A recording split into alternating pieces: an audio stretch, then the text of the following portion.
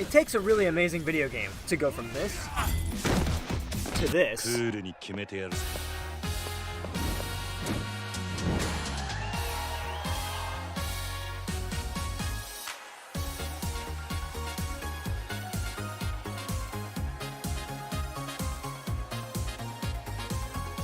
To this.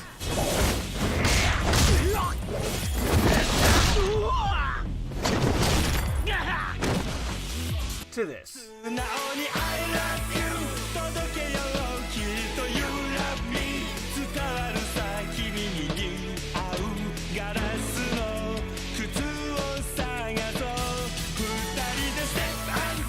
And have it still feel like a believable and cohesive experience. I believe I'm not the only one when I say Yakuza 0 initially slipped past my radar when it first came out. While I did have a PS4 at the time, having just picked one up a few months prior, I wasn't paying attention to the game's release as I had never played the Yakuza series before, though I had heard of it. The game started getting good press, had a few big videos made about it by some notable YouTubers like Donkey, and then the game quietly slipped back out of the spotlight. As the months and even years went on, I kept hearing rumblings about the Yakuza series from random news stories here and there. Yakuza creators make Fist of the North Star game, Yakuza creators remaking the original Yakuza, Yakuza 0 coming to PC, and other things along those lines. But I never took the plunge. It was a game that was in the same category as Persona 5 or Dark Souls, games I had never played but was waiting for the right time to knock them out of my backlog. Dark Souls is still on that list, by the way. But after playing through multiple 50-plus hour JRPGs and finally clearing Kingdom Hearts 3 off my calendar, I realized that for me, there weren't that many high-profile releases coming up in the next few months. So I decided it was time to play a more straightforward game and have some fun. I picked up a copy off Amazon for super cheap, and my god, I do not regret it. I was greeted with one of the most unique and entertaining video games I have played in the past few years. I cannot believe how long this game evaded me.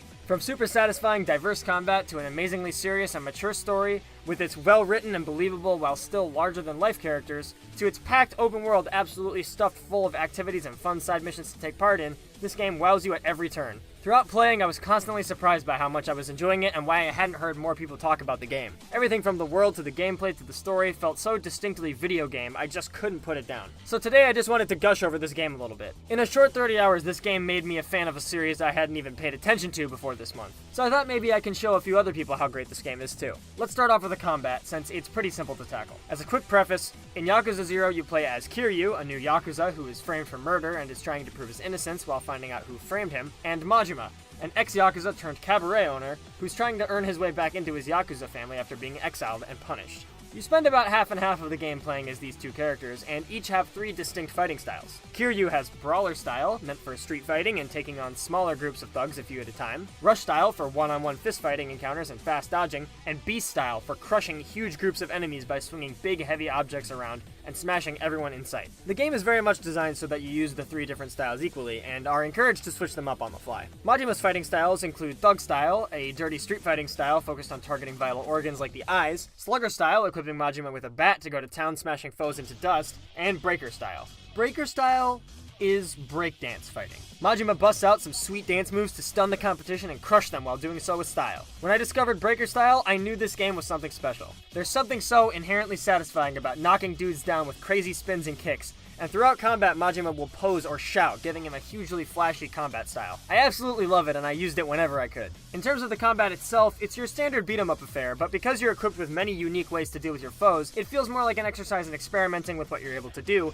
instead of simply mashing buttons and whittling the enemies down. You're encouraged to knock enemies down, stun them, kick them while they're down, anything goes. Plus, with the variety of heat actions you can perform, you never fail to feel like an absolute badass when you're destroying hordes of angry Yakuza. They add a little bit of depth later in the game when you begin encountering enemies with weapons, but they keep it pretty straightforward most of the game, allowing you to hone your skills and improve at managing packs of baddies. I never got bored of the combat throughout the game, and the only times I ever felt frustrated were in a few of the one-on-one fights, but that was mostly because it encouraged using Rush style as Kiryu, and I'm just not very good at it. The story scene in Yakuza 0 is refreshingly mature and serious, as someone who just spent the last few months playing fantasy JRPGs. Set in 1988, the Dojima family of the Tojo clan is trying to acquire a tiny piece of land known as the Empty Lot. This is to complete the Kamurocho Revitalization Project and secure Sohei Dojima, the leader of the Dojima family, as the next head of the Tojo clan. Turns out there's a lot of blood spilt over one tiny piece of land. Both of the main characters become involved in this messy situation, characters die, people are tortured, weird, the game is not afraid to take a very serious tone. I quite enjoyed that, as the rest of the content in the game was able to break up the pace of the seriousness. When I wasn't feeling like dealing with murder or kidnapping, I could simply go bowling or sing karaoke. These side games proved a way to break up the story without compromising the actual integrity of it, which I think is genius. Since we're on the subject of breaking up the seriousness, let's talk about these side games. These mini-games are probably something most people know about, as they were a big focus of some of the videos made about the game. The wide variety of mini-games presented here is astounding. You can play darts, you can go bowling, you can dance disco, you can sing karaoke, you can race slot cars, and so much more. Each of these mini-games is way more in-depth than you first realize, with some of them being extremely complex, such as the shogi and mahjong mini-games. You have to learn how to play real shogi and real mahjong to have a chance at getting those completion points. You can spend hours at these side games. It's like a whole new level beyond when Witcher 3 had Gwent and everyone was excited to have a second game within a game. And that's not even to touch on Kiryu and Majima's main minigame, or business as they're referred to. Kiryu can manage a real estate business in Kamurocho, buying stores and managing employees to maximize profits. Majima can run a cabaret club in Sotenbori and recruit girls, level them up, and make tons of cash in the process. These could be their own games in themselves, having a storyline and lots of unlockables, plus completing them unlocks a secret fighting style for both Majima and Kiryu. There's so much extra content in this game.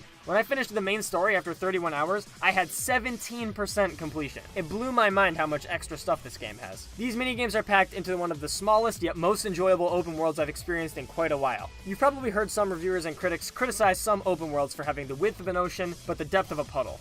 A huge sprawling world with nothing to do. Yakuza 0's world is nothing like this. It's absolutely jam-packed with activities, stores, side quests, collectibles, and more. And while I could go on and on about everything in the game's 2 explorable cities, what I really want to touch on here is the side quests. The game has tons of little side quests and storylines to experience. When you think of side quests, what do you think of? Stupid fetch quests? Kill 5 animals? Escort missions?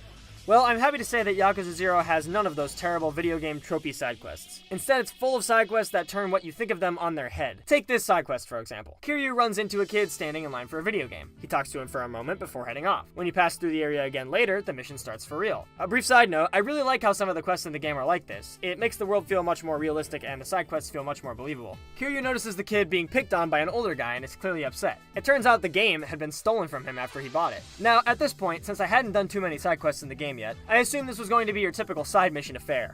I was gonna go beat this guy up, get the game back, and give it to the kid. But oh boy, am I glad I was wrong. When Kiryu finds the thief, you briefly see him talking to someone else before they run off. Kiryu beats up the man and tries to get the game back. At this point, the man admits that the game was stolen from him. The guy who Kiryu saw before actually stole the game off of him. So now we're off to find guy number 2. When Kiryu finds the next guy, the same thing appears to be happening. Kiryu beats up the second guy, and he admits the game was stolen from him too. On to the next guy. When you encounter the final guy, and you take him down, it seems like Kiryu is finally going to get the game back. The Yakuza guy admits that he stole it to give it to his son. Kiryu understands, but still wants to give the game back to the kid. Then the kid turns up, and it turns out that the guy who stole the game is the kid's dad. The kid's dad was trying to get a copy of the game for his kid, so he ended up accidentally stealing his own kid's game through a convoluted series of events. Kiryu is smooth as butter, however, and sells it in a way that sounds like the dad helped get his kid's game back. Now think about it. That quest could have just as easily been, go find the thug, beat him up, get the game back, and most people probably wouldn't have cared that much. But the game really took its writing and storytelling the extra mile and made something really interesting out of what could have been a simple situation. There's loads more side quests like this, and it really makes the world feel alive. So finally, after all this, we come to the writing. I've been briefly mentioning it throughout the video so far, but the writing definitely deserves special mention and praise. The characters in the game blur the line between realistic and also larger than life so well. Every action the characters take feels so distinctly accurate to them, and I don't just mean the main story either. From disco to slot cars to beating up bad guys, everything they do feels believable to the character, even though those situations are so vastly different. In the words of a recent ProZD tweet, Kazuma Kiryu is the greatest man alive because anything he does, whether that's punching faces, singing karaoke, or bowling, he does with equal intense determination. So that's Yakuza 0. This game came out of absolutely nowhere for me, but it made a fan out of me really fast. I cannot wait to check out Yakuza Kiwami and the Fist of the North Star game made by the same devs. I feel so silly for sleeping on this franchise, but I'm glad I have the chance to set that right. So if you're in the mood for a fun, action-packed, mature game about Yakuza and disco, look no further than Yakuza 0. Thanks for watching. Check out my Twitter and my Twitch, links in the description below. I stream every Tuesday, Thursday, and Friday. My full schedule is on my Twitch page. If you like this video, don't forget to hit that like and subscribe, and I'll see you guys next time.